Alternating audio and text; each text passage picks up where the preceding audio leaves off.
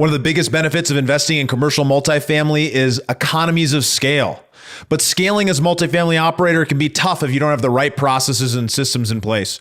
We talk about that and more with today's guest, Reed Goossens, who scaled to over 2,400 units in just a few years. Absolutely incredible multifamily operator. You're not going to want to miss it. This is the Investor Mindset Podcast. Sometimes people get too impatient that they want to quit their job today, but they're making $100,000, $200,000 a year. And it's like, well, wait, let's just pause a second. You're making really great income. Let's figure out how we can pivot that income into something that's going to grow you long-term into this space. And that's one of the reasons I think you've had so much success is that you were very, very patient from the beginning. Yeah, and that's, you hit the nail on the head. We're always like, I rewind when I first moved to the United States, or when I first picked up Richard Porter back in 2010, like I was like, I want to have this happen tomorrow, right? We all want that, and it takes a long time, and there's been a lot of ups and downs, along this journey. So please, for those people listening out there, it's not a overnight success. I've been at this for over a decade, and I'll continue to grow and to build my business over the next 2, 3, 4 decades because I love what I do. But what in the beginning you have to train yourself to be is persistent and is patient. Patience is really, really important in this game because I see so many people failing when they go out there and they don't have the right mindset on the front end, right? They think, I'm going to get this done I'm going to be financially free in a year. And there's some freaks out there you see on Bigger Pockets and all their blogs that can do it, and I applaud them. Well done.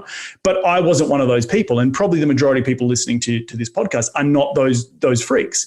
So how do you use the tools that you have, i.e. day job, keeping the roof over your head, keeping bills paid, but continue to move towards the needle towards your ultimate goals? And if you think it's going to take a year or 2 years, well, then think again. You're laying the foundation for a life-changing, set yourself up for financial freedom and retirement. That's going to take 5, 6, 7, 10, 15, 20 years, and whatever it takes. That's okay, but you have to have the right mindset on the front end, because then when it gets hard, and it will get hard, when it gets tough, when it gets to the bottom of the barrel, you will know that, hey, I'm not going to give up because I knew this was going to take 7, 10, 11 years, 12 years, 15, whatever it is. And you had the right mindset on the front end rather than being like, I'm going to get it done in 6 months. At the end of 6 months, why haven't I got financial freedom? I quit. That's just, people just give up too easily then. And having persistence and having grit and knowing that it will take a period of time is the most important thing to lay a good foundation as you go off to, down this journey, because it is an incredible journey.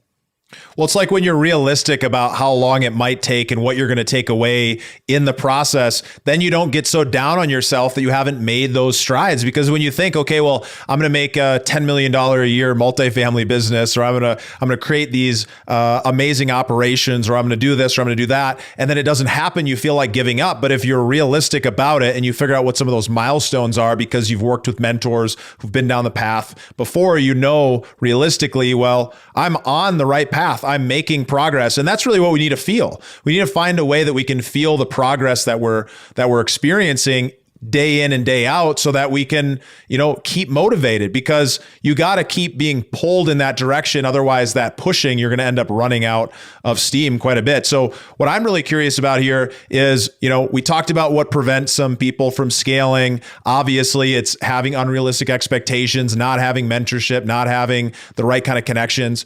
What are some of the biggest challenges that you see operators experience when they're getting started, and how have you coached or worked with other people to kind of get over some of those?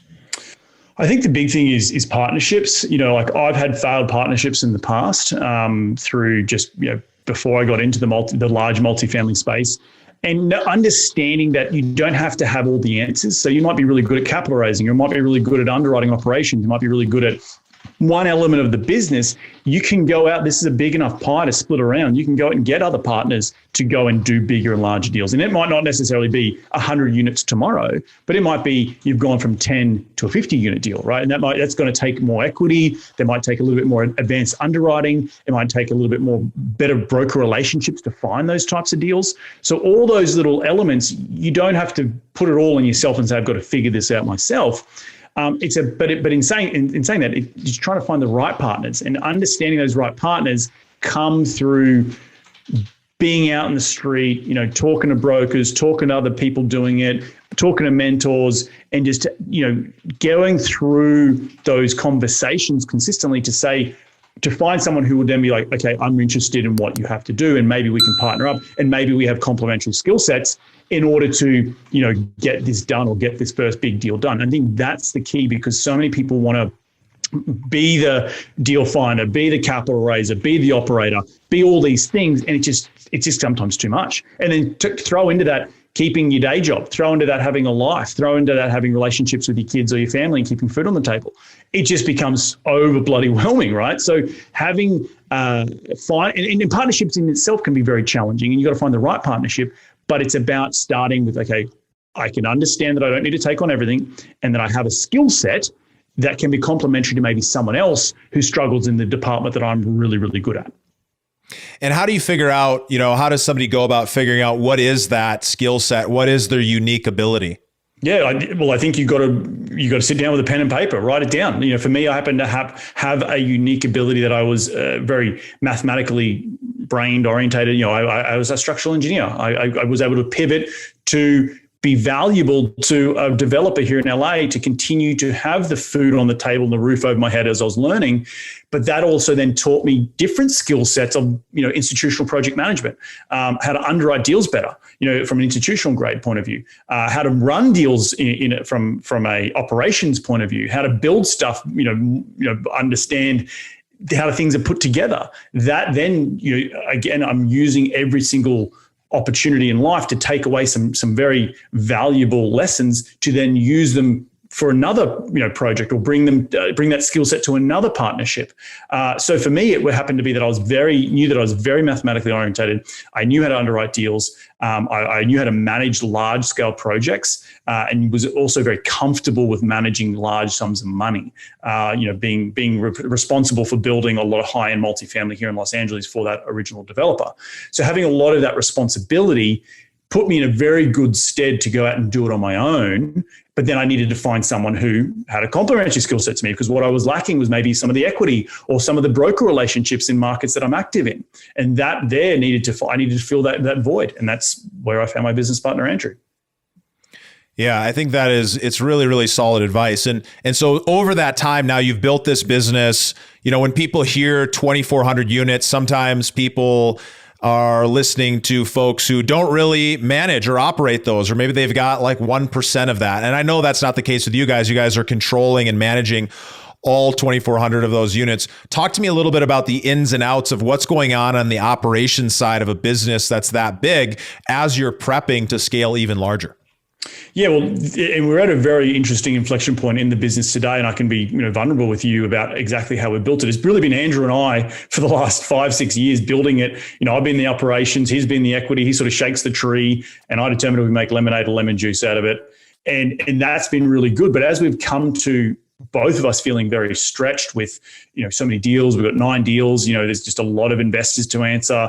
We've had to bring on executive assistants, and we've had to bring on new business partners to go and help relieve the pressure in terms of management, in terms of not necessarily firing myself, but also understanding what's my highest and best use in the business today. It was different than what it was 3 or 4 years ago. So overall, it's understanding what that business is, what that highest and best use is, and then backing into knowing that if you go and invest in employees and invest in different systems, that will help you scale from 2,400 units, or help us scale from 2,400 units to maybe 5,000 or 6,000 units, which we definitely have an aspiration to go do. Yeah, that makes sense. And you get to this point in your business where no longer can you continue to be the only one operating and doing the day-to-day. But sometimes people, when they're only at 100 units or 500 units, they think, hey, I want to find a way for me not to have to do any of the work. But at the end of the day, you really do, as an operator, need to put in the work. You need to figure out, well, where is your best skill set and how are you going to go and execute on a day-to-day basis so that you can, really deliver for your investors. Thank you for listening to the Investor Mindset Podcast. If you like what you heard, make sure to rate, review, subscribe, and share it with a friend. Head over to theinvestormindset.com to join the Insider Club, where we share tools and strategies from the top investors and entrepreneurs on how to take it to the next level.